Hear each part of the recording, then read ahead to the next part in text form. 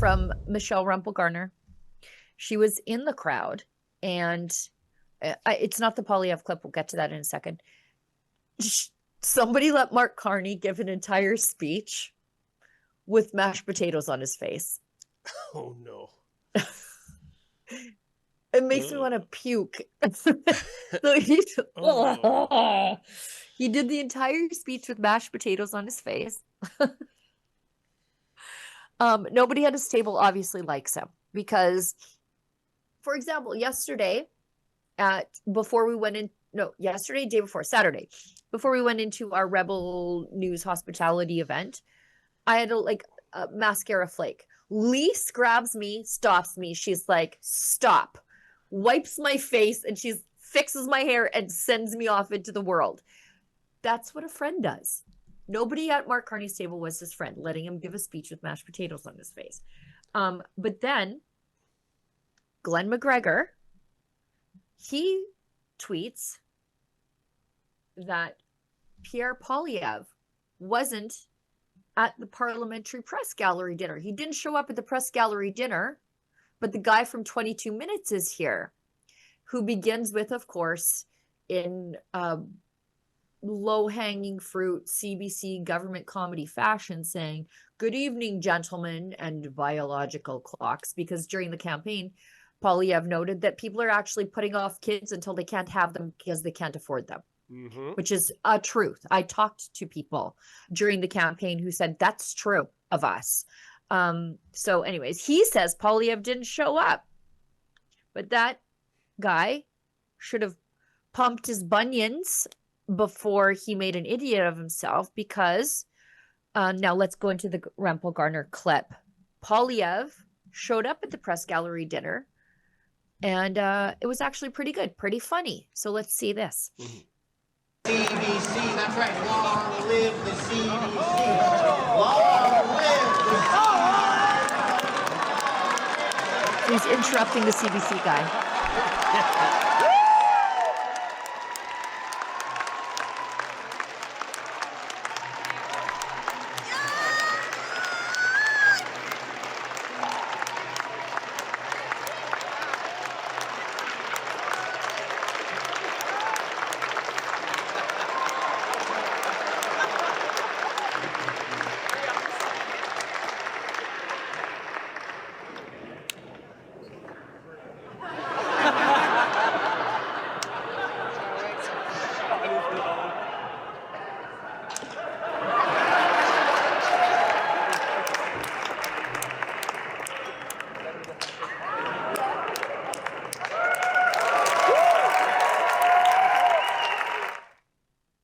Now that had to be staged. For sure. Of course. How did they both have apples? Exactly. Well, I think the other fellow had a couple of apples. Maybe. But I don't think Pierre Poilievre is carrying around an apple in a holster like a But he had his glasses. He had his glasses in his pocket. And he's not wearing his glasses, so he put on his glasses. That wasn't bad. That might be the funniest thing in a decade that this hour has 22 minutes. With the help of the Conservative Party, making it funny. Hey, listen, it got a standing O. Yeah. And that's a tough crowd for Poilievre, right, Sheila? For sure. Yeah. We also have Poilievre cracking a bottle of Crown Royal and ending his PPG dinner speech by roasting Doug Ford. So let's watch this. Well, that's a lot to roast. I know. But in the meantime, on behalf of Doug Ford, let me propose a toast to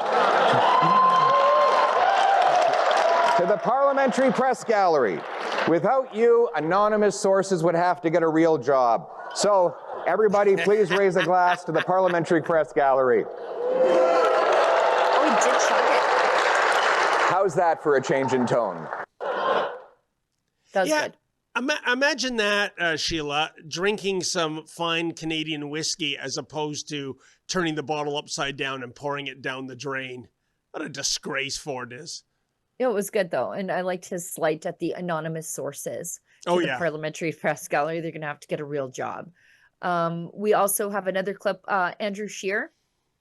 This is from Andrew Scheer. He says, at the Parliamentary Press Gallery dinner, Poilievre announces a new CBC policy. Is this real Poilievre or fake Poilievre? Oh, it's real Poilievre. Now, just to be clear, to all the CBC staff who are gathered here today, don't believe what you hear. And by the way, when I speak of CBC staff, I'm not just talking about the PMO comm shop. I'm talking about all of you. I never said I was going to shut down the CBC. I said I was going to defund it, which means that we can find some creative funding methods to keep it going. Like maybe they could move their head office to a Caribbean tax haven so that Brookfield could pay for it. The company might have some spare office space above that bicycle shop in Bermuda. Or another revenue source would be for David Cochrane to start charging for the water he carries for the Liberal Party. The third way is for me to donate royalties.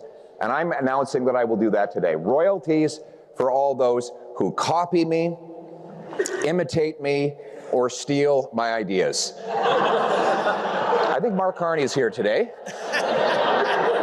He wanted to have an impersonator of his own, but then he discovered that Mr. Burns is a cartoon. That's pretty funny. But you know what? In all seriousness, as the saying goes, Sheila, he clarified that he wasn't going to kill the CBC, just defund it. We're talking about 1.4 billion plus.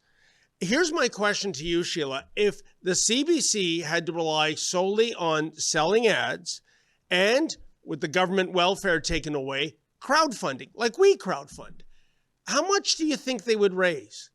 What percentage of that 1.4 billion is coming in that way? I want to see Rosie Barton doing a PBS-style telethon. I really Oh, she's do. above that. Are you kidding? Battle axe. Yeah. You know, like if they think people love and support this icon of Canadiana, then surely they believe people will put their money where their mouth is. Exactly. But they don't believe those things about themselves, right? That I know they don't, because they know that they can't pull it off the same way we do. Exactly. Got one more clip from the PPG. And this comes to us by way of chronic hysteric Rachel Gilmore. She said, "I'm not loving the implications of Poilievre mocking queers for Palestine as crazy." And the room of Canada's media and political elite laugh and cheer. Yikes, guys. Yeah, you know what? You do it well. It's too bad we don't have Gilmore as an audio clip. She's basically, folks, if you've never heard of her, and most of you haven't, she's Canada's Valley girl with unbelievably annoying vocal fry. She's a deeply unserious woman. When I was her age, Yeah. I think I probably had 2 kids, owned a house, a happy life, and she is just alone in an apartment trying to make ends meet. You know, Yeah. It's just not a way to live your life. I'm not taking any life advice from her about what it takes to no longer be in poverty anymore. That's the thing that really gets me from these well-kept, lifelong student adjacent left-wing activists, is they've got a lot of advice for people like me who've come from poverty and who have turned their lives into something, about how to do what we did while they can barely scrape by while having more privilege than anybody else in the world.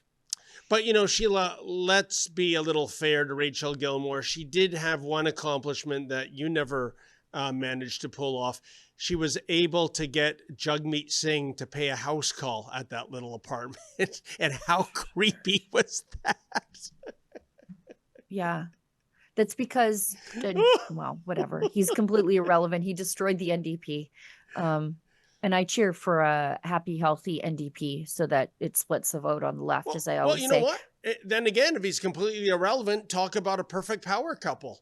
Two completely irrelevant personalities. Good get, Rachel. Great get. How'd you chase that interview? The guy will go to the opening of a left-wing envelope if it gives him attention.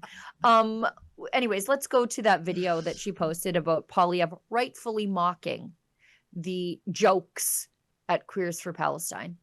Hear that the NDP actually rejected having Guilbeault join their caucus. What an ego blow. Come on, Don. Is Don Davies here tonight? Don, come on, man. Beggars can't be choosers. And surely Stephen Guilbeault's brand of crazy would fit in right between the delegation of furries and the Queers for Palestine.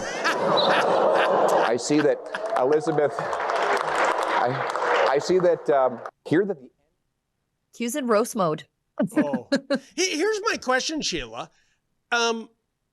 Did somebody write those jokes for Poilievre, or did Poilievre himself compose them? Because I know he's got a great sense of humor. I think he's funny and sharp on his feet. I think I think you have to be smart to be funny, because your brain has to sort of be working and reaching on different shelves all the time, you know, where you've sort of put up a weird little factoid in your brain for that opportune moment to use it. I think you have to be very clever to be funny. And I think he is. I think he might have focus grouped some of those jokes amongst his caucus colleagues, but I think he probably came up with most of that by himself. And one last note on Rachel Gilmore's criticism, the yikes guys for Queers for Palestine. Here's my challenge to Rachel Gilmore. Go to Gaza. Pretend you're a queer. Let's see what happens. Straight to Ramallah. Yeah. Run it up the flagpole, sister. See if it flies.